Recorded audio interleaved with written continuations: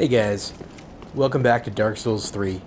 My commentary for the next few episodes was pretty bad, so I decided to roll with post-commentary for a while.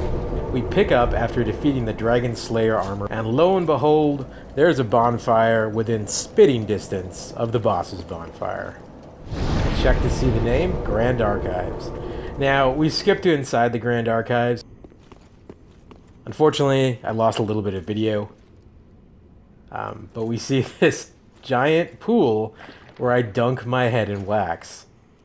And I gotta say, I was speechless. There's even a wick on your head.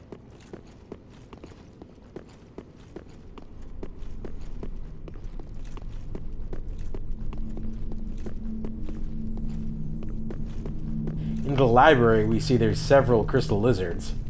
So here I am chasing one. And suddenly the arms pop out. I try to kill him, but nothing. I can't tell that they're doing anything right now. I'll figure it out later, but for now, I have no idea. I'm just trying to avoid them in case they're doing something I can't tell.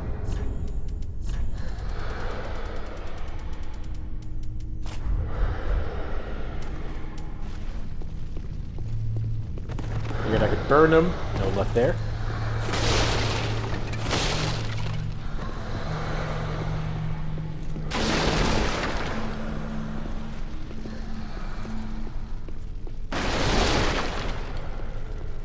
Run around breaking stuff in the library.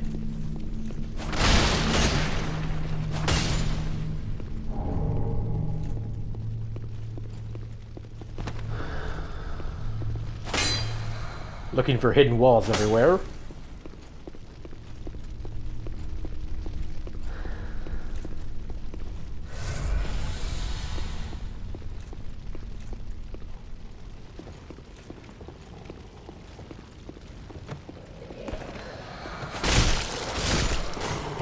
Ah, he dropped his clothing.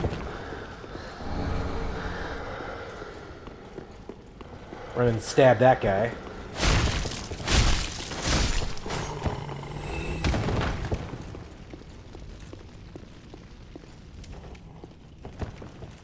Crystal Lizard always gets first priority, no matter what. We've got a lot of Twinkling Titanite, but I've already upgraded the Chaos Blade to max, and that does take Twinkling Titanite, so I don't really have a use for it right now in this game. It's a contrast to Dark Souls 2, when a lot of cool weapons use Twinkling Titanite. So here we have the Crystal Sage firing magic at me. Because I lost the video, we didn't get to see where it popped up, but it was right in front of us. At the entrance to the archives. I attacked it a couple times and it disappeared. I'm trying to get to it now, only to eat a face full of wax. Get ambushed by a couple thralls.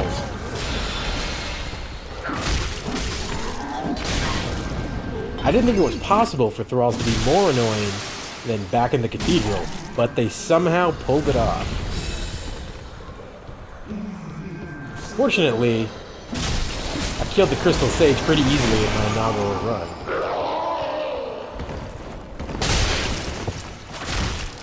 Crystal Scrolls are guaranteed drop, very useful for sorcerers, not so useful for me.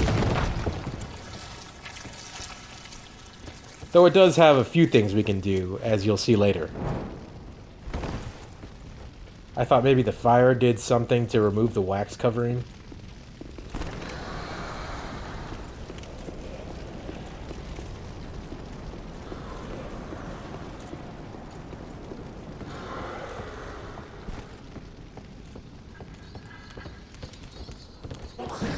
Exploring sword shit thralls have, actually, I think is a callback to Demon Souls.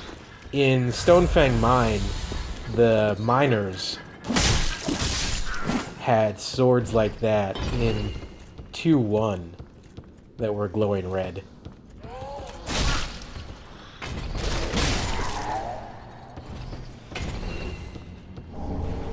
Unfortunately, the weapons they drop here don't glow. So finally, I get attacked by the arms. I'm not sure what happened at this point.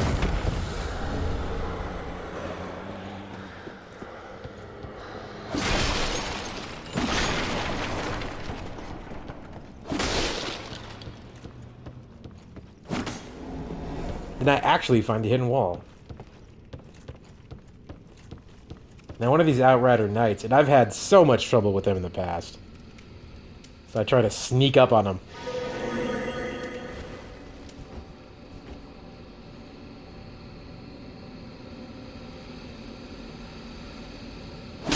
Instead of charging my R2, I just hit R1 like an idiot.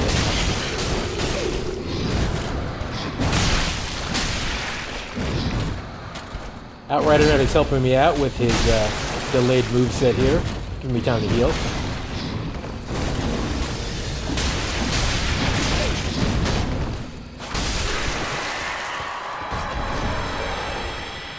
And finally, I kill one without dying to get the Outrider Knight stuff.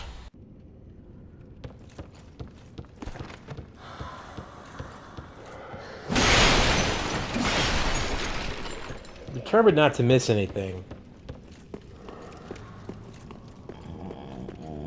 Hear that weird sound? I still have no idea what that is. Soulstream is on this corpse in the hidden wall, and there is nothing here beyond Soulstream.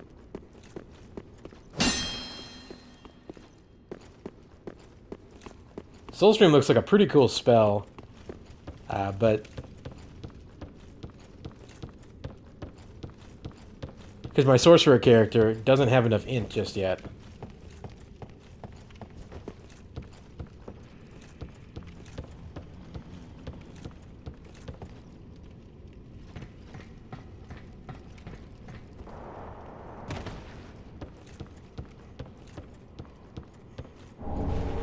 There are a lot of upgrade materials in the GrandArchives. If you don't have a top quality weapon, they're going to make sure you have one. So right now, we have the big bridge, or this room with one of the Lothric Knights. I dropped a prison stone here, so I could remember where the room was.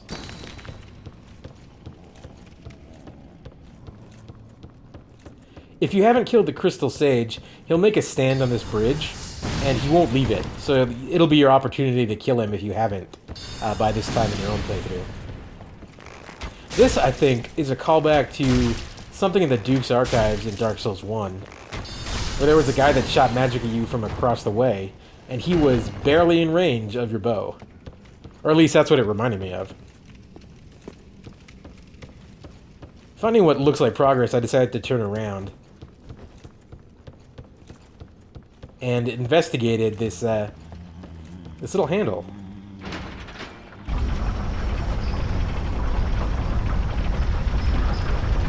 It opens a shortcut, and you can get the Scholar Ring, which increases your intelligence by 5 points.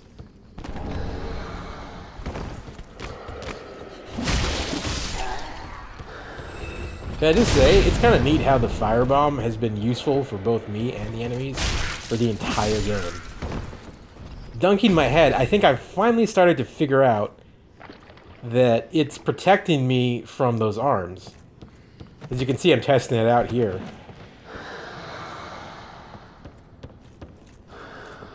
And discover that's how you defend yourself from them. Topping off my head, I decide to continue to explore.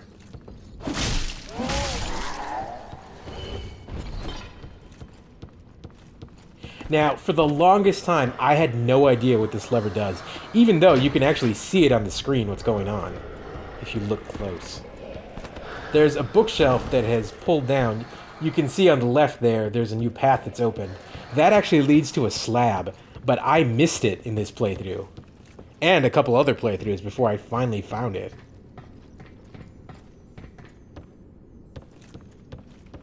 Trying to find a way to get that crystal lizard, but no luck. So it's one of those guaranteed slabs in the game. I think there are about 8 of them in the whole game that you can get by trading or searching out hidden areas or killing enemies.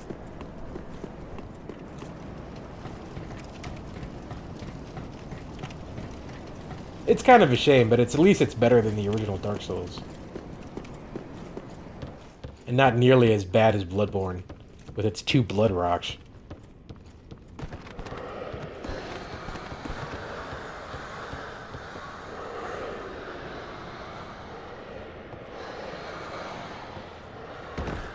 Picking up the Titanite scale, again, I failed to notice that I can drop down one more time. If I do, I can land on a bookcase. It's kind of a tricky jump, but not too bad, and find the Avalon in this game. A much kinder jump than in the Duke's Archives.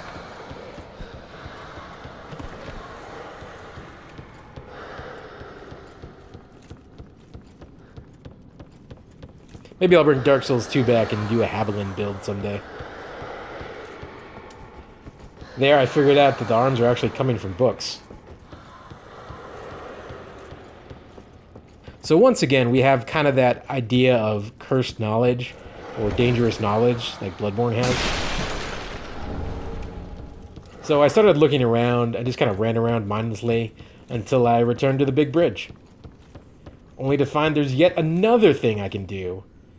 Dropping down so I can get the crystal lizard that I've been looking for this whole episode. I use spooked so as not to spook it. All that for 2 Titanite scales.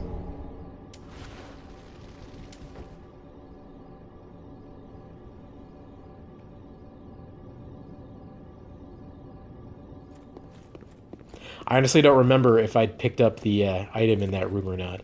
It is the Crystal Chime, and it casts both sorceries and miracles. It's also got some Heavenly Messenger lore on it, if you're interested in that. Alright, finally moving on past the big bridge, I see that there's an elevator.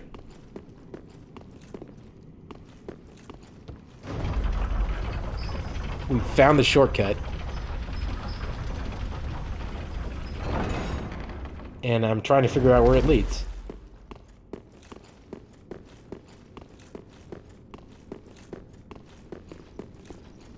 Like in Dark Souls 1, you have to use the lever to move the bookcase to truly open the shortcut. So there are a lot of kind of subtle callbacks to the Duke's Archives, and maybe not so subtle as well. See, there's the entrance. I decide to give the crystal scroll to Orbeck. Secret scroll of the GrandArchives of Lothric. Give to a sorcerer to learn crystal sorceries. These sorceries are the work of the Pale Drake, Seath the Scaleless, whom Logan said to have met, a branch of sorcery that has been carried on by crystal sages. Now, I've been buying Orbeck's spells throughout. I suppose this means you're after sorceries. So we're gonna finish up his quest line right here. Unfathomable. This is a crystal sorcery. Created by the Pale Dragon.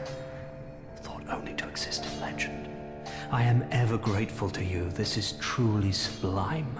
I am afraid this is a debt I cannot repay. Only, I will be sure to unravel it for you. Just a moment. No mistake. You should have something to prove it. Go on. If I'm giving something away, you'd better well take it. After you buy about 4 or 5 of his spells, he'll give you Young Dragon Ring. This is a sign, a cipher, employed by sorcerers who use quietude to their advantage.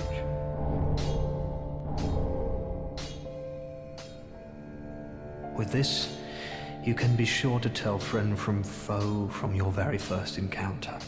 It's a very old practice at this point, but one that you deserve to know. So here we're gonna have Orbeck's past. In Vinheim, I was an assassin, a sorcerer only in name, a killer for hire. What a fool I was, thinking one day I would learn real sorceries. When I became undead, I was exiled from the school, but here I am, now, exploring the depths of sorcery. All thanks to you, I might add. You are no ordinary woman. All these sorceries, and you've mastered every one. If this were the Dragon School, you'd be, well, overtly despised and banished from the place. Well, I suppose it's time I packed my bags. I would hate to see our agreement end sourly. Better left, tucked away, as a pleasant memory. When you buy all of Orbek's spells, he'll give you that message and then leave the shrine.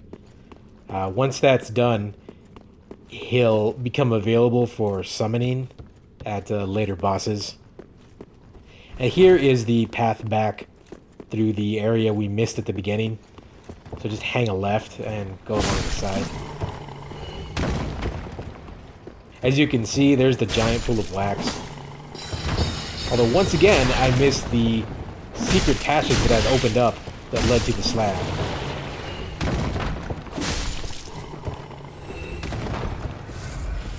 So once you reach here, dunk your head.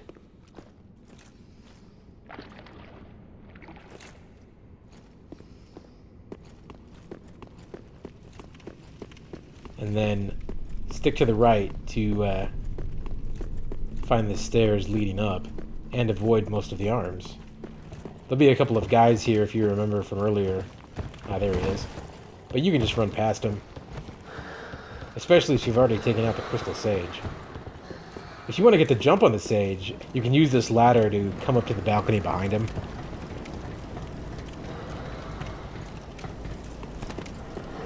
And he's right there. That's where I killed him before.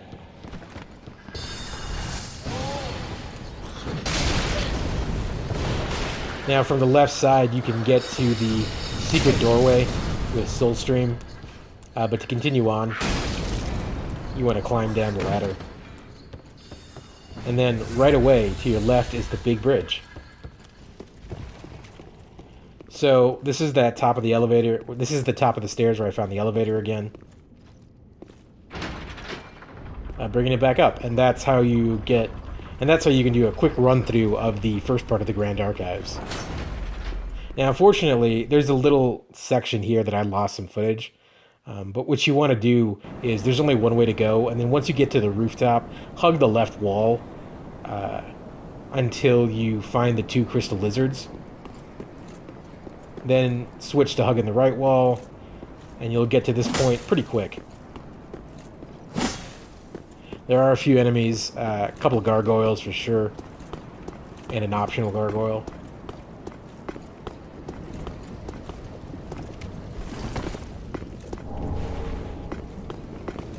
So here I'm rushing to take on this gargoyle, and then the second one comes down from above. I was pretty nervous, but then he decided to take a trip off the ledge, so it ended up being not a big deal for me. I've had that happen a couple times, but I haven't been able to reliably get him to commit suicide. If you trigger the one that's not on the roof, you can, in fact, just fight one at a time if you stick to the edge. And there you see the camera go absolutely crazy when I critical the gargoyle. I'm just glad I didn't fall through the world. And again, they give you a nice big area to run around in to try to separate them. I'm checking here to make sure that it's dead. I was too busy fighting the other gargoyle to notice that I actually got souls for him and that he's dead.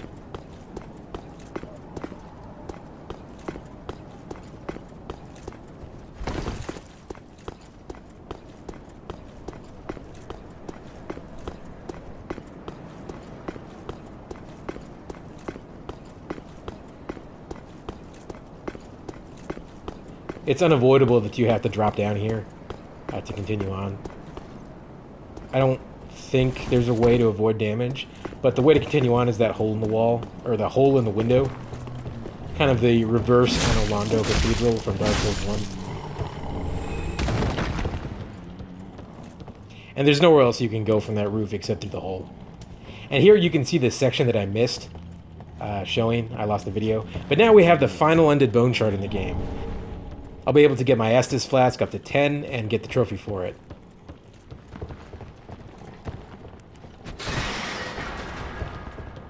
And yet here we have yet another wax basin. I decided not to take any chances, but as near as I can tell, there's actually almost no reason to dip your head there, unless you're going to go back down the ladder that I kicked and fight those scholars.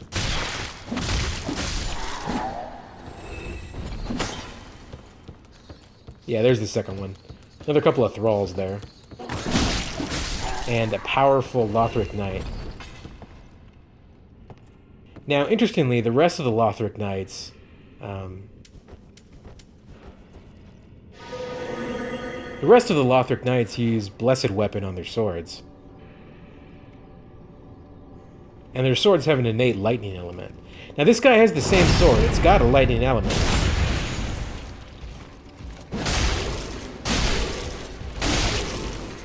But he's buffing it with Crystal Magic Weapon. So I'm not sure exactly what FromSoft was trying to get at there. Alright, there's nowhere to go except through this doorway. I passed it. It's just to the... It's just beyond the wax pool.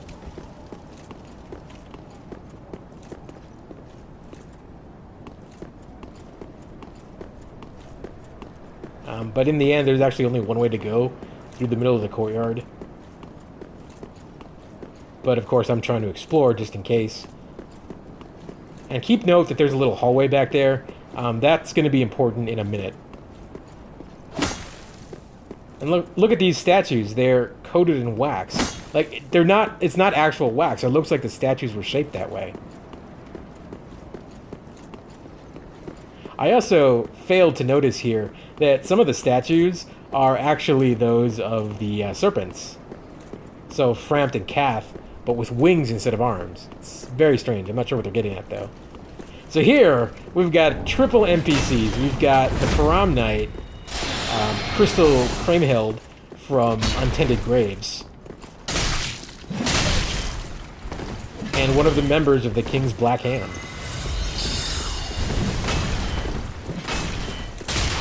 And they're a pretty good team because you have... the Black Hand has range and speed.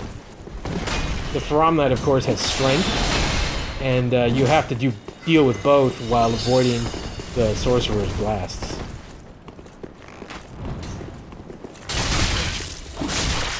And one way to do that, to avoid both the arrows that the Black Hand shoots and the magic, is to hide behind this little hallway. You can kind of run them around here.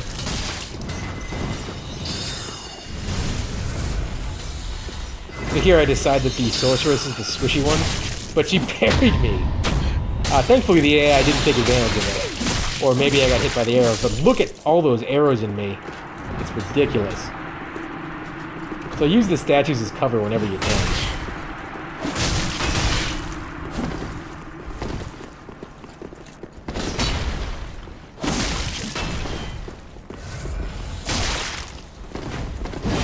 So that's a Sage's Crystal Staff. It's like the,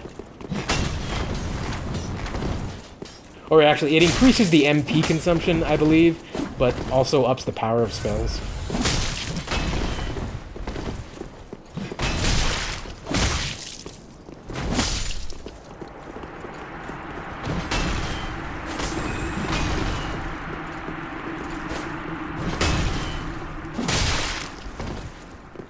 We'll look at those in a second, guys.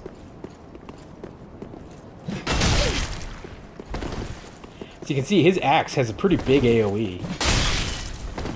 I guess it's the same as the players, but I don't know, it seems bigger to me. But there we go, I was able to take advantage of his slow swing. And that's the Golden Wing Crest Shield. That shield is from Dark Souls 2.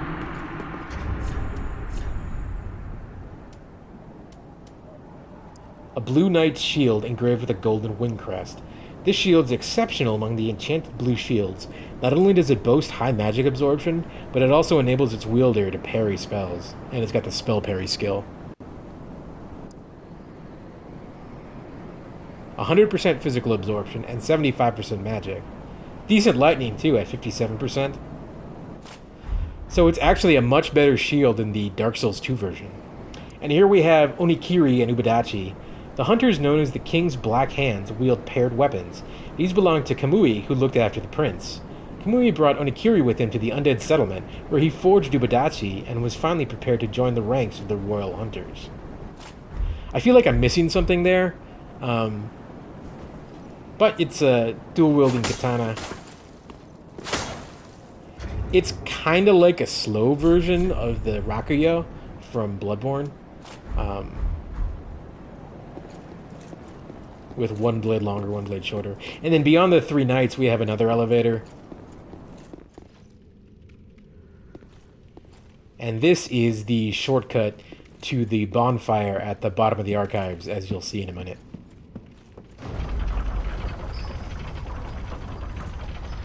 See, there's a wick right on the wax head. And that wax head is actually in the game code as a helmet. Though it's not an actual piece of armor. I guess that's for the purposes of making the player be able to wear it. So here I decided to go back and buy the Faram armor, which you can buy once you kill the NPC. I really enjoyed it in Dark Souls 2, and it looks even better here. Although I think the fur or feathered collar is not quite as dynamic as in Dark Souls 2, which is kind of disappointing and a little bit surprising. We're almost done, guys. Hang a left from the elevator, and you'll reach this secret area. There's a soul item, and there's a bunch of important items that you can get here, as we'll see in the next episode.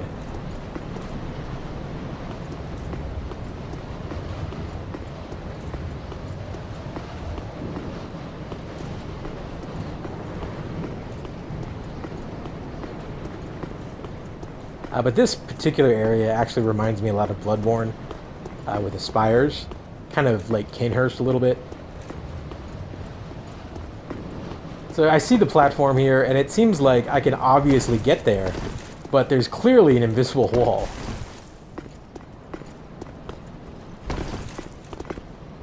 It seems pretty weird. It seems like they could have designed the area a little bit better so that it wouldn't seem like you could get there from that direction. Unsatisfied, I tried to get there from the other side, too. Hey, you never know. Alright, so climbing to the second level, we have kind of a central structure. There's some stairs you can see on my right. A little ledge here, or a balcony. And then I'm surprised as hell by these guys, but you can actually see them. Or rather, you can hear them before they land. Now, I've looked up there in previous games, and they're not actually there until you get to a certain point. Then they kind of teleport in, flying from above. I mean, it works with their lore, so I'm not going to complain about it.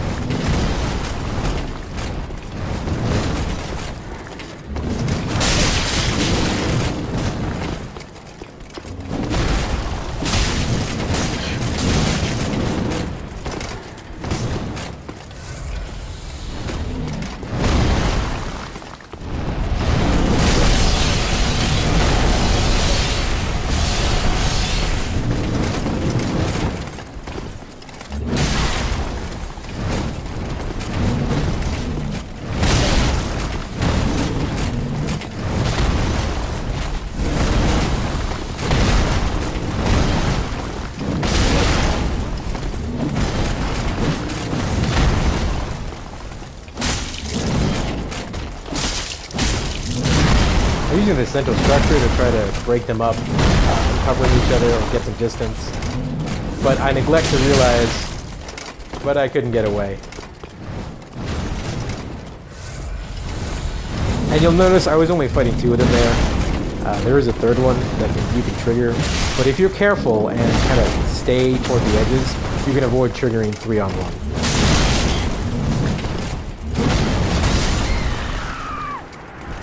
Alright guys, that does it for this episode. When we come back, we'll take on the boss of this area. Until then, I'll see you guys next time.